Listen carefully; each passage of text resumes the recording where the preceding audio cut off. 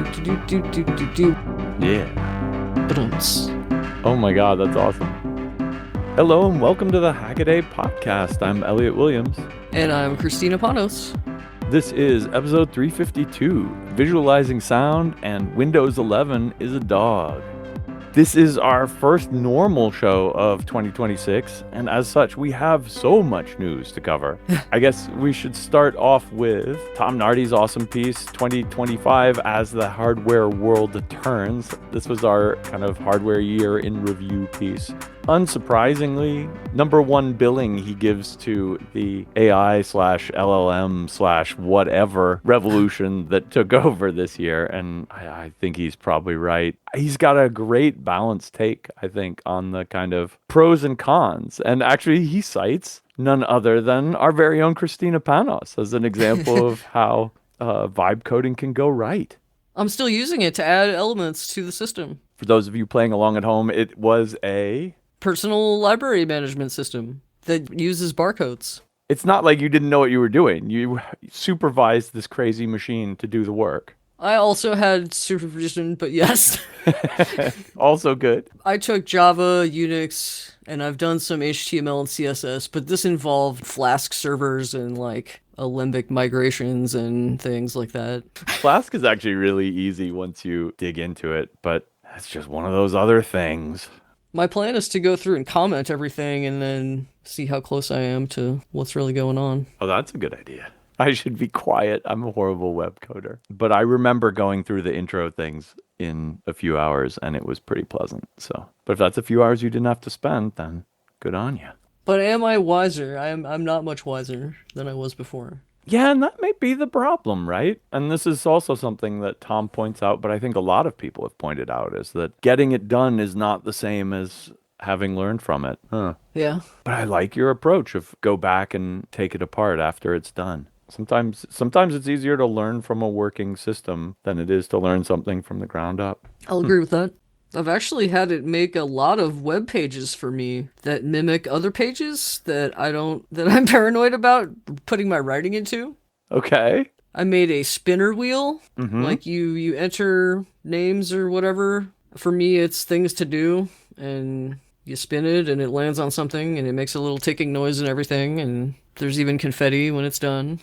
Oh, how fun. There's a site called 750 Words where you're just supposed to type into a box and they gamify word count, basically, daily word count. Right. But I don't want to just type random things into a random system, right. My stuff. So I had it, the most recent one I had it make is just, I call it endless writing, and it's just a text box, and it's got this beautiful blue, gray, green background, and then there's a gray div on top of that says endless writing, and there's a clear button, an export button, and a word count. And then there's a white div that you type into, and it saves locally every 10 seconds or something crazy like that. And then I have it dinging. It makes this little pong blip every 250 words. Oh, how cool. And you can export it into a text file and clear it, and that's about all it does. That's a neat idea, though. Thank you. It's very useful for me. I really, really, really like it, making it make useful things for me and thinking of new useful things. It's like just a domino effect of useful things so far. All right. Other things Tom mentions is the kind of 3D printer commercialization / entire normalization, which he covered with the headline, Grandma's 3D printing in color, which is about right. The other big story was Arduino getting taken over by Qualcomm and whether that means anything or not. So far, I think our Hackaday take on it is no harm, no foul. So we'll see how the next year goes. What else? Couple news stories in the last week. I guess a month or two ago, we covered them finding the only known copy of Unix version 4 on tape, or at least possibly so. It was handwritten on the tape. It said that's what it was. Well, the tape's been read, and that's what it was. So Unix v4 source code has now been recovered and is in the hands of the Computer History Museum, which is awesome. I don't think it changes anything. Like, they had the source code for v3 and for v5. So, I don't know what you're going to learn from having the source code for v4 in the middle.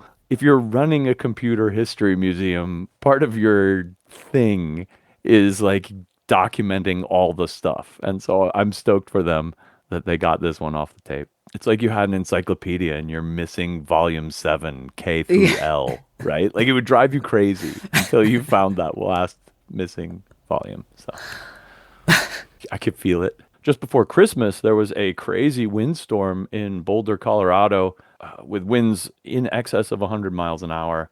They precautionarily took down power in a lot of places, which included Boulder's NTP server, and the National Institute of Standards and Technology out there had to go without power. And so they switched up to a backup power, of course. But when you have, hyper accurate synced atomic clocks that can resolve down to the microsecond, you notice when it slips a millisecond or so because you switched on the generator. And so really neat write-up of that event as well. So read all about it over on Hackaday News. Extra. And in not really news anymore, I was away at Chaos Communication Congress last week. It was a fantastic time. I picked up a sound sample and used it as the What's That Sound? Oh. How's that for a segue? Well. You get what I'm getting at, right? Let me hop on your segue here. This is a journey into sound. What's that sound? What's that sound? Here we go.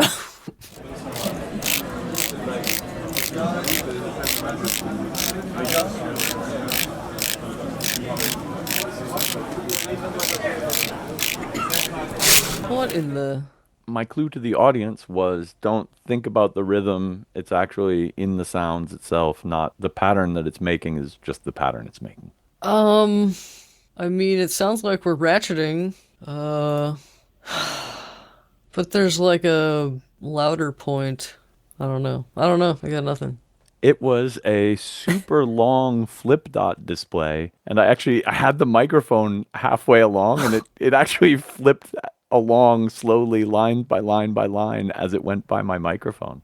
Nice. So if I had it in stereo, you might have even been able to hear it pan across, although I think I was recording that in mono. Okay.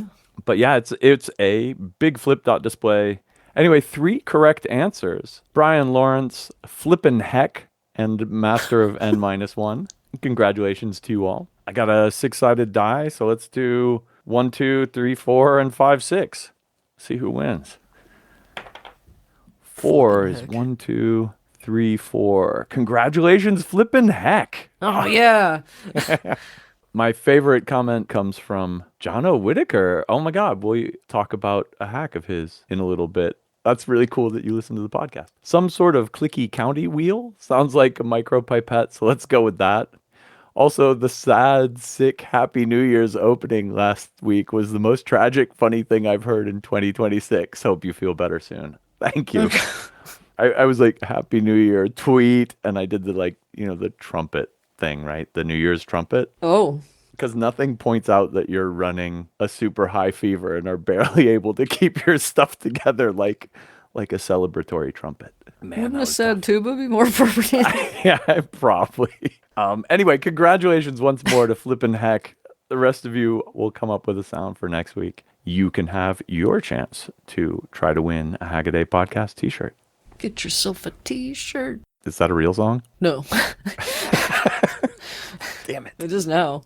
All right. Well, my first hack this week is a science hack from Plasmatron X, seeing sound for under $200. And apparently he made a video a while back where he used essentially a Schlieren imaging setup to visualize the different refractive indexes that air has when you pump sound waves into it. If you can imagine taking these exposures fast enough that you could, freeze sound waves in the air and then shine light through it, it would bend one way where the air is being compressed thicker and another way where it is being rarefacted. That's what he was doing. And apparently enough people wrote in to say, how the heck are you doing it? That he produced this video, which is the 10-minute behind the scenes video explaining how the entire setup works. Like a lot of science-y experiments, the devil is absolutely in the details here. because I kind of just explained the system to you. I said it was a Schlieren setup where you shoot light down and you reflect it back. If it passes through air that's differently refracted, the light beam gets bent up or down, right? And so first trick is you make a little slit to pass your light through. The second trick is you block that slit on the camera. And so any image that comes has had a light path that's been refracted by either denser or less dense air. People usually use these to see slow moving changes in the density of air, like with heat, or, you know, that absolute classic watching the heat curl up off of the lighter flame is just, you know, oh, so beautiful, frankly. Here he's doing it fast enough to see sound waves, not just sound waves, but ultrasound waves. He's firing off like 40 kilohertz ultrasound here. In the best video sequence of all, at the end, he's got two of these ultrasonic transducers pointing at each other. And of course, you could see the waves going out from each of them, and then you can see them canceling out where they hit each other. And you can see the destructive and constructive interference, etc., etc. How the heck? Well, of course, it's not happening in real time. You can't see anything with your eyes that happens 40,000 times a second. But he's using a really fast strobe LED to kind of get you that slow-mo. If you have something that's happening repetitively and you take like different slices of it by flashing an LED in a strobe, you kind of can see how it evolves over time. And that's basically the trick here. That means, of course, making an LED that can fire off so quickly. His case, he's got 40 kilohertz ultrasound, which means about 10 microsecond exposures. And so to get the LED to turn on and off fast enough, he has to way overdrive it. So he's actually running these things at 18 volts. And his deadpan delivery in this video is absolutely lovely. He's like, oh, that should be fine for a microsecond or so, which it is. Then the trick is, how do you turn the LED on and off that quickly and give it significant current and then shut that back down and do that under computer control? So there's a MOSFET and gate driver circuit that runs into the computer, et cetera, et cetera. And this is what I mean. Like, in principle, it's really easy to say, oh, I want this really short duration flash. In practice, doing that work to engineer that is kind of a neat hack all by itself. The whole system has to be super stable. So the mirror and the camera are both literally bolted to the walls of the shack that he's doing this in. So they can't wiggle at all, basically, relative to each other. Because you can imagine, if you're able to pick up ultrasound, if you're like stomping around on the floor and wiggling things, it's going to wreck things. Doing this all with a kind of $200, $250 budget is amazing. He does this by buying actually a really nice, fancy looking 8-inch Newtonian reflector mirror for the other side of it that was used for a telescope, I think. He says 8 inches is the optimal trade-off between mirror size and bankruptcy. I think he spends like probably 2/3 of the budget on just this mirror, right? But it's the most important part. The rest is a Raspberry Pi 4 with their global shutter camera. That's important because it exposes the whole CMOS sensor in one shot instead of doing that like line scanning thing that gives you the rolling shutter effect if you are not careful. This sensor actually just exposes the whole frame at once and then reads that all off. So he can do these ultra short exposures. What else? There's a lot of talk about how he coordinates the generation of the audio with the generation of the strobe, because you have to get that timing super tight and super consistent so that the strobe's always taking a picture in the same phase of the waves, et cetera, et cetera. Really, really neat project. Again, tons of detail. Oh yeah, like to make the sound, he has to use an audio amplifier, but everybody has audio amplifiers that have roll-off in the ultrasonic because we're not bats. We don't hear above 20 kilohertz, right? So he just takes an off-the-shelf audio amplifier circuit and desolders all of the output filtering capacitors, like all of the capacitors that would have made a 20 kilohertz roll-off filter. He just desolders them, and he's like, yeah, that'll work into the ultrasound. And it does. A bunch of great hacks here, and it's delivered in a very kind of deadpan / straightforward / this is physics, what you gonna do kind of way that I really appreciated. Definitely worth your time. Schlieren setups are so pretty. Really makes me want to build one. You should. You should at least make a Haldani demonstrator. Oh, yeah, right? Or Chlodny generate. Yeah, whatever. which we're going to be talking about later. Are we really? Oh, good. Yes, we are. Oh, good. Anyway, I'll throw in the links for you. An awesome Schlieren photography write-up by Tyler August called Flow Visualization with Schlieren Photography. He goes and talks about the various different kinds of setups and how it works. If it's a little mysterious to you still how Schlieren setups work, you could go check that out. The other really cool citizen science piece this week, speaking of John O. Whitaker, who wrote in to the What's That Sound, is measuring caffeine content at home. This was my runner-up cool science of the week, where he does thin layer chromatography and measures the caffeine content of a beverage. Basically, you put a dot of it on there, you put a solvent, it diffuses out, and depending on the molecular weights of the different compounds, they kind of stop at different places. This is a usual kind of chromatography trick. Maybe you've done it with taking the parts of a watercolor marker apart when you were a kid. That's a great demo. This is that, but with caffeine, which I think he's using ultraviolet light to figure out what it is. But the darker the patch, the more caffeine it has. And so he takes this idea and actually calibrates it out well enough that he can come pretty close to the right caffeine content for an unknown and kind of creepy caffeinated mushroom drink beverage.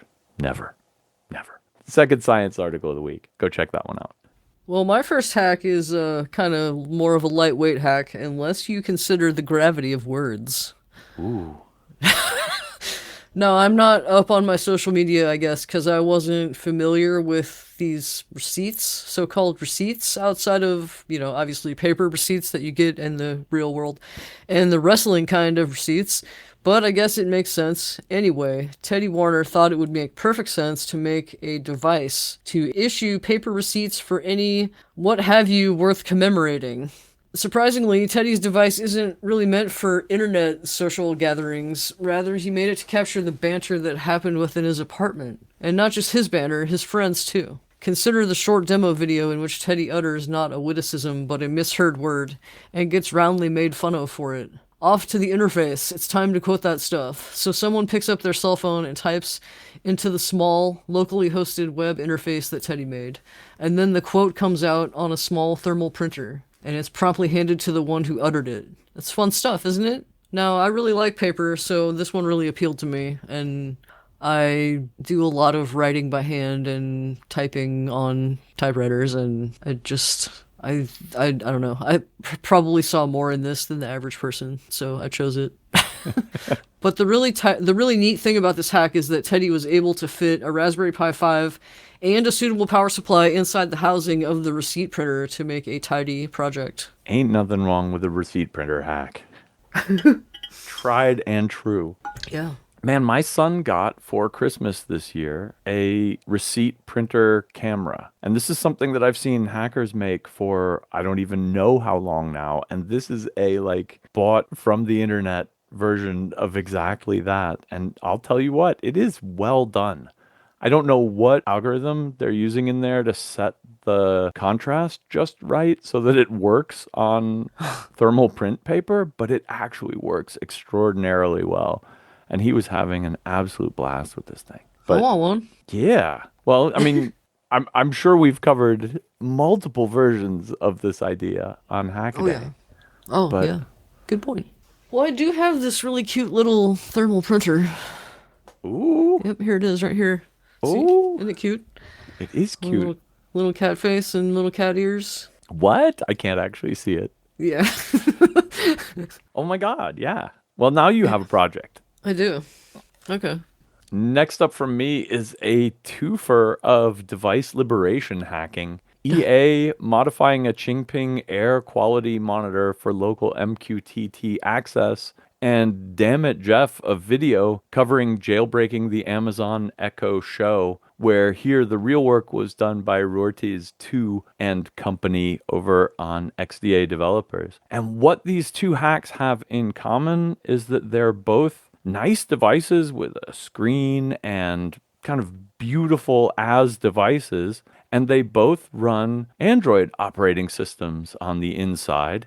And then, of course, take your data / personal conversations / weather quality and ship it off to someone else other than you. And there's no point in that.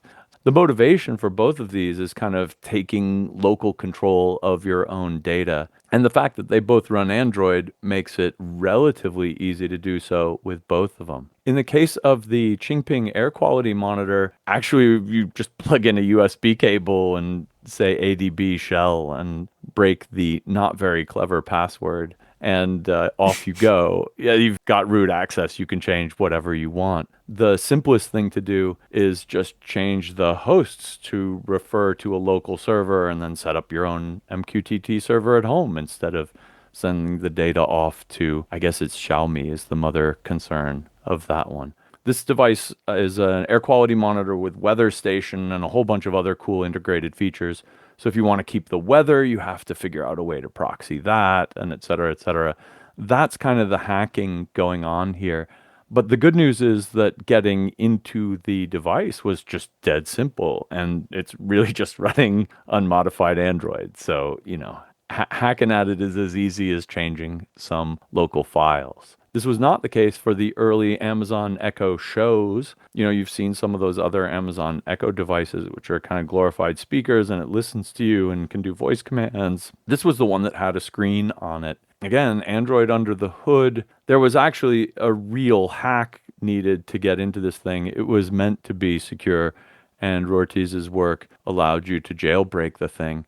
But again, then it's just like jailbreaking any old phone. After that, you put, like TeamWin recovery software on there, and then you can put whatever firmware you wish on the device. And it's actually well supported by Lineage OS, so you can just run a bog standard Android on it instead of running Amazon's Android version. And that's really awesome because it lets you install whatever you want and run things without sending your data off to the Amazon cloud, if that sort of thing bothers you. In both of these cases, the physical hardware looks really awesome. And it's a bummer that it's running software that doesn't respect your privacy or your freedom to run whatever the heck you want on it. And that's kind of, grinds both my gears and, damn it, Jeff's and EA's gears as well here. But that's also the solution. These are all completely opened up. You do whatever you want with it. That's your hardware. You run what software you want to run on it. And I think that's just lovely. Well, I was speaking of printing cool things, so I'm gonna do it some more. I'm not gonna stop. Nobody stops you. Don't try to stop me. As Ryder Phoenix pointed out, we love floppies here at Hackaday, and we cheer whenever a floppy project comes our way. Do you remember floppy track timing diagrams? They were used to analyze the quality of a given diskette, and what they do is represent flux transitions happening within a single floppy track as a 2D graph. And the neat thing is that you can paint images on a floppy using this magic. What dbalsam did is create something called PBM2Track, which takes in bitmap images and encodes them either onto floppy emulators or actual floppies if you prefer. That's what I prefer. The emulator results are spot on, and the ones on real floppies are at least recognizable as the original image. If this sounds familiar, dbalsam did a previous thing with CD-ROMs called PNG to disk, where it kind of did the LightScribe thing. Remember LightScribe for CD-ROMs? Mm-hmm. Yeah. That's funny, looking at the difference between the theoretical version and the physical version. You can really get the feeling that writing magnetic transitions to a floppy drive is kind of a messy, lossy, error-prone bit of work. That's a fuzzy cat picture. Yeah. And this is supposed to represent digital data that's always exactly the same every time? What? Bud of mine from grad school ended up working at Western Digital afterwards, and he was doing some of the super low-level firmware there, and he's like, you have no idea how analog all of this digital medium is. All this digital storage medium, it's all analog. Well, bringing up the rear for me is a fun video by Triggerzolt benchmarking Windows against itself from Windows XP to Windows 11. And this is a somewhat snarky comparison of Windows, XP, Vista 7, 8.1, 10, and 11, all of them installed on the same hardware, a ThinkPad X220, and running a bunch of tests, lining the video up with them frame by frame, because, he presses go and hits enter and then starts the camera, right? And so you can watch them all and more or less quickly or whatever. The first benchmarking, of course, the one that matters the most, is how quickly does your Windows system boot up? Because this was one of those things back in the 90s, I guess. Was everybody booting their computer all the time or something? Like, why did you care how long it took to boot up? You boot up once in the morning, do your work, and then shut it down in the evening. Move on, man. Have a sip of coffee, and by the time you're done, it's booted up, right? But apparently this was one of those things that really concerned a bunch of people. And it's fun because there's this kind of there's this kind of a split distribution here, going slower and slower and slower, and then it gets significantly faster when they introduce fast boot, which is where they basically did a hibernate to disk thing with 8.1, and then it's slower and slower again. And so like Windows 11, and this is kind of the recurring theme of this video, Windows 11 is a dog.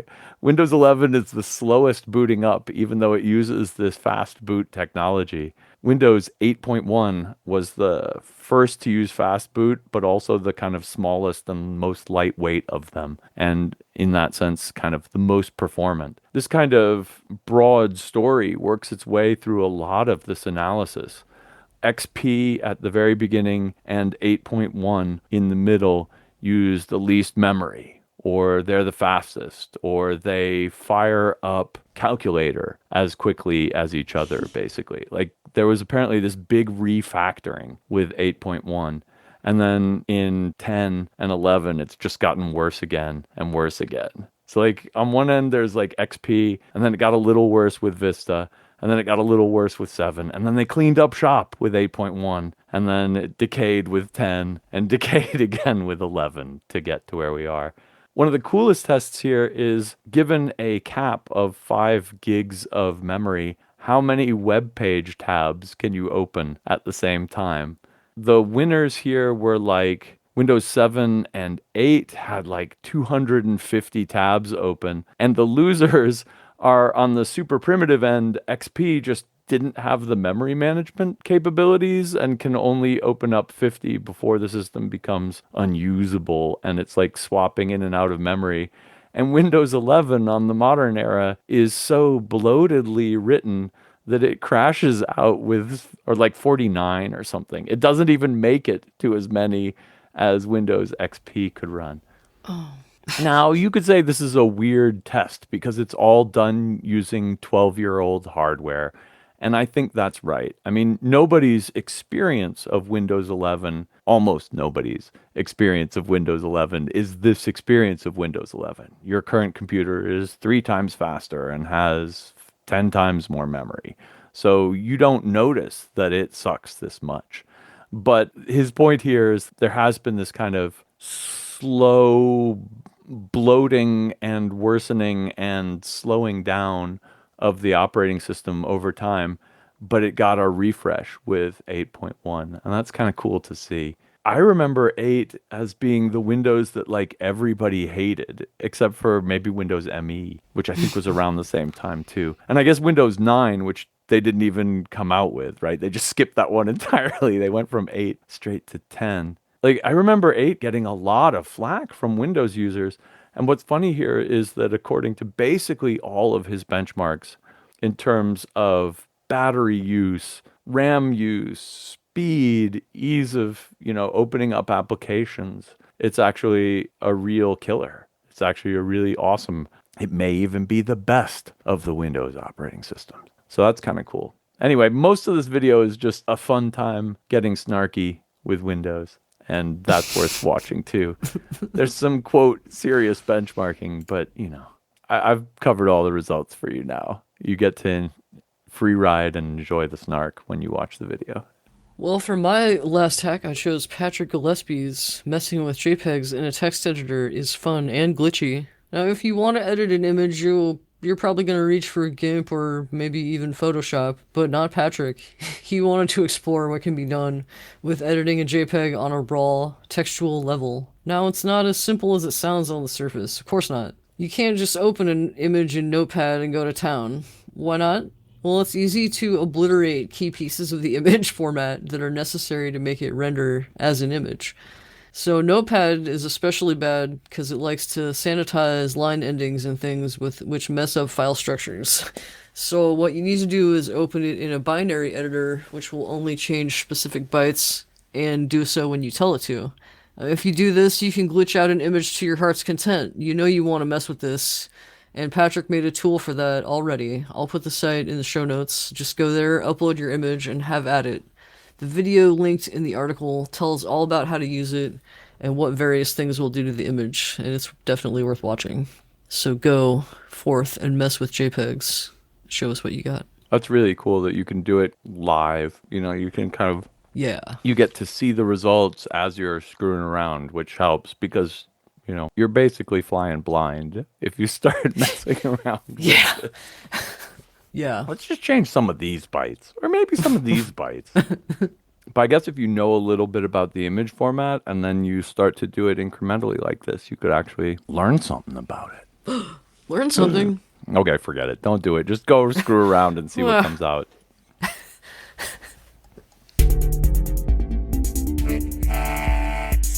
Well, I haven't done quick hacks in 3 weeks, so I have a whole ton of quick hacks to shoot you guys with. I'm going to give them out pretty quick, though. Don't fret.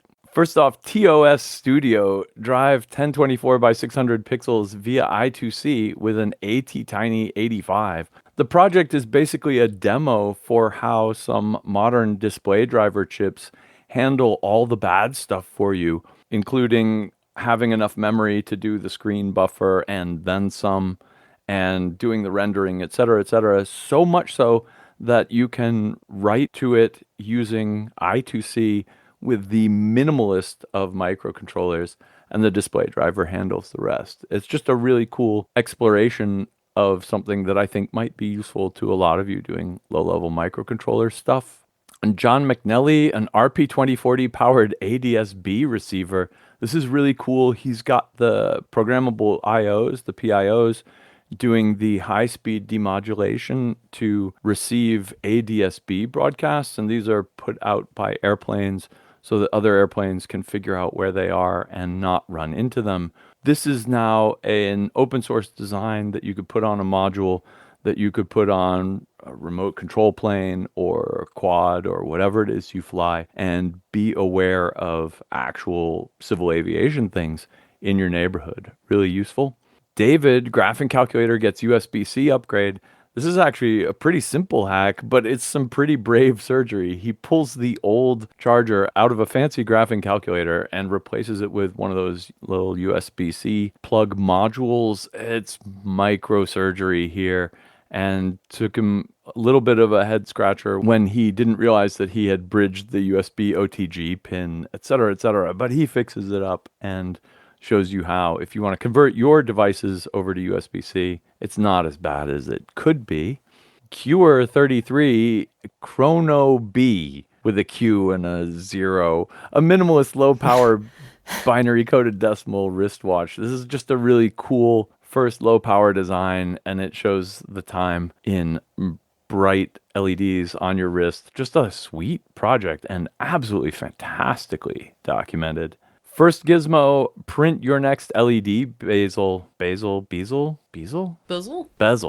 gizmo, print your next LED bezel. This is a collection of 3D printer files to make those things that seat the little 5mm LEDs in and make them look good when you put them into your project, like on the front panel of a display as blinking lights. You've always been wondering where you get those little LED shroudy, what are they? They're like little LED shawls or whatever. Yeah. Yeah. Here's a whole bunch of models for them. You didn't know you need this. Now your projects are going to look snappy. For my first quick hack, I chose Mellow Labs.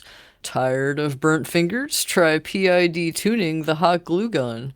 Think about your hot glue gun. I think about mine and I get a little mad at myself for buying a cheapish one. It has high and low temperature settings, but it sure doesn't have PID tuning like Mellow Labs glue gun does. So what is PID tuning anyway?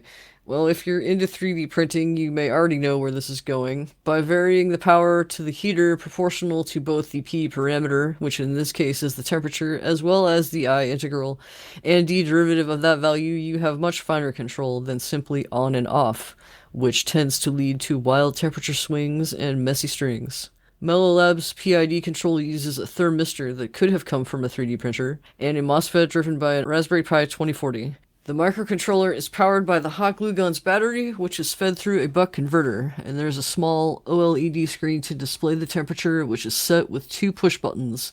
Unfortunately, the code isn't shared anywhere, but it should be easy enough to find an example PID script or two out there. Next up is Print and Panic's Super Mario 64, now with microtransactions. You know what's missing from Mario 64? Evidently it's microtransactions if you ask Print and Panic. In this case, you basically have to keep adding coins if you want to keep Mario outrunning bombs and Goombas. Am I saying that correctly? I never played 64. Probably right. Okay, so this is about adding a credit system to Super Mario 64. It's a fork of a decompilation of the game which converts the machine code into a human-friendly format for fixing bugs and adding features. Now, Print and Panic is using a Raspberry Pi connected to a coin slot here, so when you add quarters like you're back at Aladdin's castle, you can keep the dream alive. Be sure to check out the way cool custom enclosure for the game and the coin slot together. And finally, Lucas Thompson, Popular Science Experiments in Sound During the 19th Century. Are you familiar with Chladni figures? Did I say that right? I have no clue. Okay. Are you familiar with Chladni figures? I certainly was not, which is surprising given that I'm really into music. Basically, they're figures created with sound, using sand on a metal plate, and you draw against the edge with a violin bow. It's kind of like a little trip into the mind of a synesthete to watch this video and see these things for the first time. Anyway, German physicist Ernst Chladni discovered that all kinds of wondrous symmetrical figures could be brought to life by applying a violin bow to a plate in various ways, and fingertips to the top of the plate. So there's 2 parts to this, the article, which is long and explanatory but also quite interesting, and the video that quickly puts this phenomenon into your consciousness. After the violin demonstration, the video's presenter turns to holography in order to show us how the substrate has undulated in the process of producing various patterns on the surface, such as a St. George's cross, some semicircles, and also a fully circular pattern. It's very cool stuff, so be sure to watch the video and check out the article linked for plenty more Victorian-era sound experiments.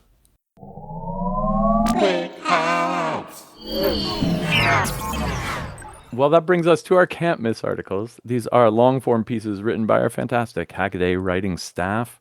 This week I wanted to pick Maya Pasha's How Advanced Autopilots Make Airplanes Safer When Humans Go AWOL. This is kind of a little bit of a polemical piece spawned by a recent news event.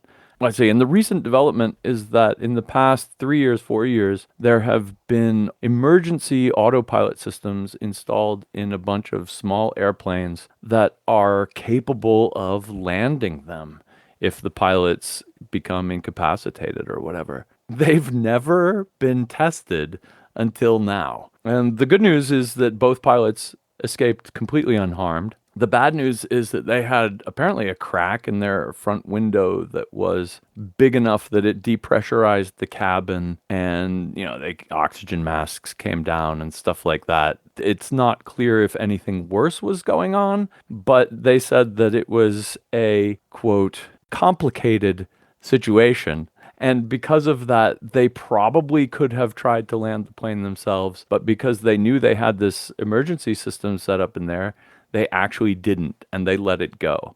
So this is kind of, in some sense, the perfect test. Like, it was an actual emergency situation where the auto lander was doing its thing, but the pilots could have probably intervened if it was doing it wrong. On the other hand, they both decided that they had enough going on that it was worth letting the auto lander do its job.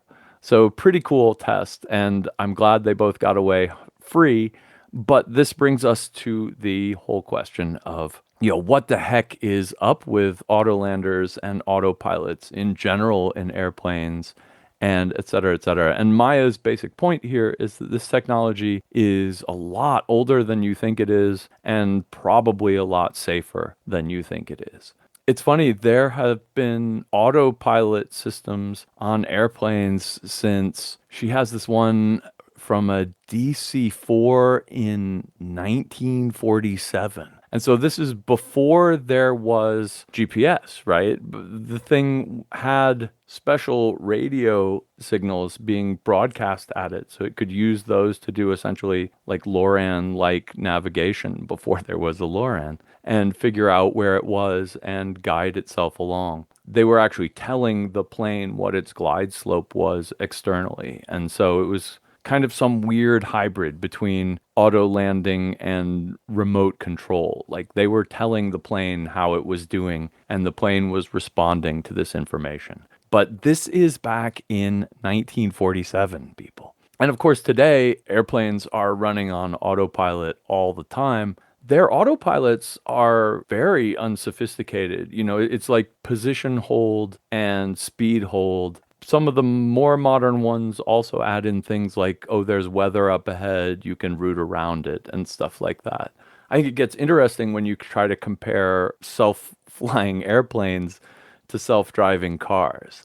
Like, there are essentially no other planes up there in the air with you. There's nothing to worry about that you can't see, except for maybe a little bit of weather, but we have good data on that too. Whereas when you try to drive a car around on the road, it's like mayhem. I used to live in Washington, D.C. It's like driving inside a pinball machine. It's like, good luck getting a computer to do that safely. And so I think part of the point here is how simple these systems can be and still be very successful. Like landing on a runway. The runway is clear. It's a nice, well-known target. You have good location data, good speed data. You know what the crosswinds are like coming in. There's a lot of systems in place to make the landing of an aircraft as safe as possible when the people are doing it. And of course, all this same information can be fed into an auto lander system.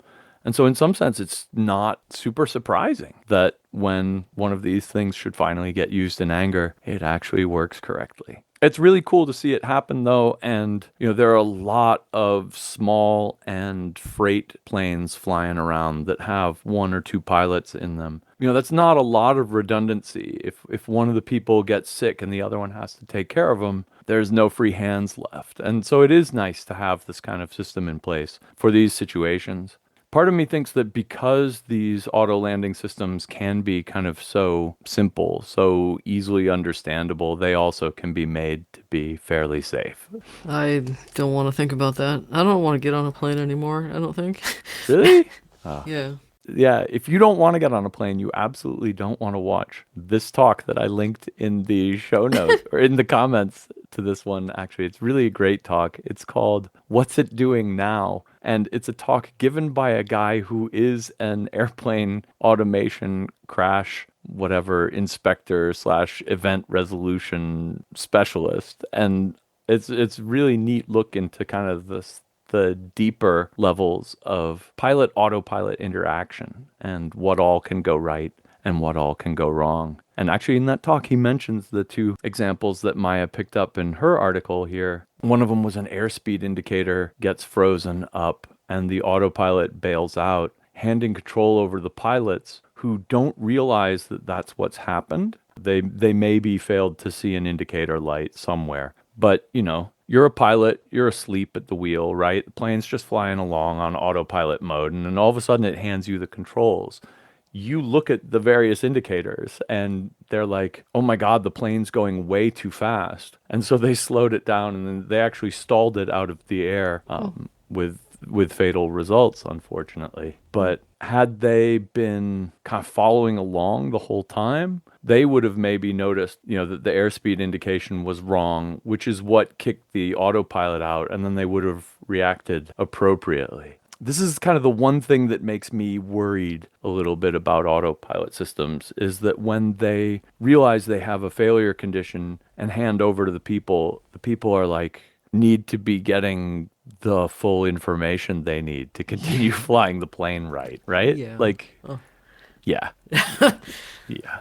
As fast as possible. As fast as possible, as efficiently as possible. Yeah, exactly. On the other hand, these big planes, you point it in the right direction and it keeps going. Planes are built to fly. For my can't miss, I chose my own article. The time clock has stood the test of time, which published just in time Yoo-hoo. to be covered on this podcast.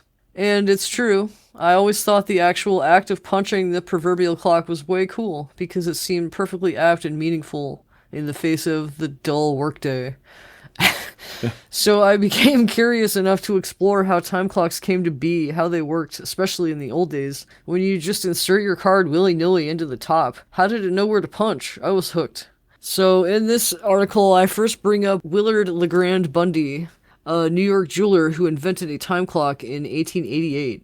Then I show you a video that doesn't mention him at all, and instead cites a Daniel M. Cooper as the inventor. Well, they're both right, it turns out. Bundy's clock was designed around keys, as in physical metal keys, which employees carried around.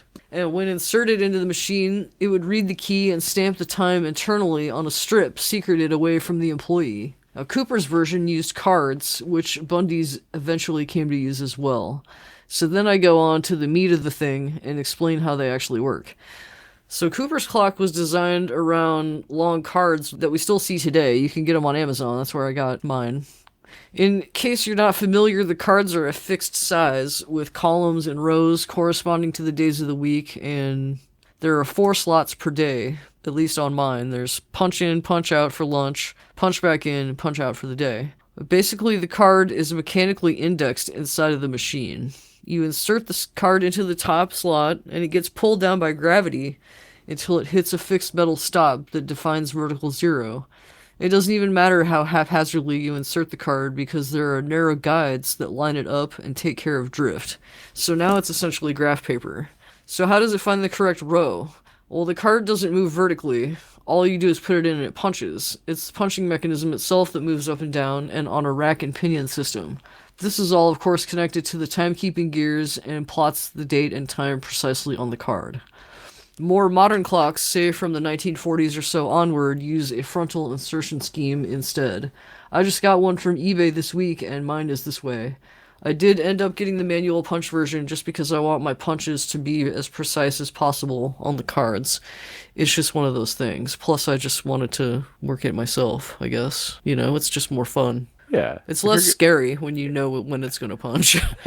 Because it's loud. It ticks over every minute, and it's loud. So I quickly discovered some things about this clock. First of all, so it takes a key. Lots of the clocks you'll find on eBay don't have a key, but all the key does is just move a little cam that lets you take the cover off. Okay. So you can replace it, you can rekey it, whatever. It's a little hard to get the cover off because you have to work it around some things, and it's got little areas where posts slot in, and you just have to consider this when putting the cover back on, which is even harder. But you have to take the cover off if you want to set it, and you can't set the time. You have to just plug it in at the right time. And you can only set the month, which is with a little knobby on the front, and you can set the day of the month with a little lever. Okay. And your only indication is repunching, so you know for sure which one you're on, right? Because you can't really see, because it's on the bottom. You know, the Right. one that's active is on the bottom, facing the ribbon. And the other terrible thing, which is actually pretty smart, you can only set the date between when the clock is between midnight and noon. Okay. You can't set it after noon, between noon and midnight. You can't advance the date. It just mechanically locks you out. The lever still moves a little bit, but it doesn't do anything. So right now I've got it unplugged, and I forgot to unplug it before it hit noon. So now it's on noon 30, and I have to wait 11 and a half hours before I can set the date over to the 9th. That's a lovely design. Yeah. It weighs a lot. It's fully metal and glass. They're not this one's from probably the 50s or the 60s. Right. It's teal. It's just like the one in the picture in my article, but it's got this like rough paint job to it, like textured Okay. rough paint job. Maybe it's just the metal. I'll take a picture of it. I'll put a picture in the show notes. All right, well, that wraps it up for this week's Hackaday Podcast. Thanks very much for listening. If you have any tips, send them to tips@hackaday.com, and you'll find all our links over on the show notes, hackaday.com/podcast. And until next week. Keep on hacking. Well, it makes a chunk every minute. Oh, awesome. Yeah, let's hear that. Soon. Okay. That's it? That's just click. It's like a tape stopping at twice the volume. There it goes again. Some sort of clicky, clowny, kicky... So what D-Balsam did is create something called, I forgot to name the name of the article. Should I start over? But I didn't. Okay. I'm confused. I'm so confused. You got 5 quick hacks? Wow. That's because you can't stop me. Not from here. Anyway. Not with those short arms, you can't. I'm in Germany. Damn my short arms. Tired of burnt fingers? Try PID duding. Try...